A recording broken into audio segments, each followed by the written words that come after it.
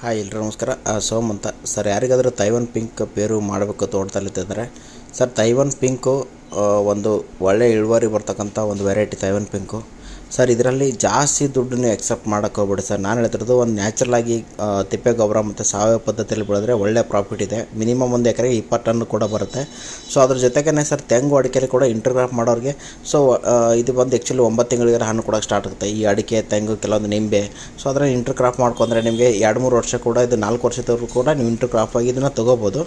So ಆ ಥರ ಯಾರಿಗಾದ್ರೂ ಇಂಟ್ರೆಸ್ಟ್ ಇದ್ದರೆ ಸರ್, ತೈವಾನ್ ಪಿಂಕ್ನ ಮಾಡಿ. ಸೊ ಒಳ್ಳೆ ಒಂದು ಸರ್, ನಾನು ಹೇಳ್ತಿರೋದು ಹೆವಿ ದುಡ್ಡು ಎಕ್ಸೆಪ್ಟನ್ನ ಮಾಡೋಕ್ಕೆ ಹೋಗ್ಬೇಡಿ. ಅಂದರೆ ಇಷ್ಟಾಗುತ್ತೆ 10 ಲಕ್ಷ 20 ಲಕ್ಷ ಕೂಡ ಇದ್ರಲ್ಲಿ ತಲೆ ಕೆಡಿಸೋಕೆ ಹೋಗ್ಬೇಡಿ.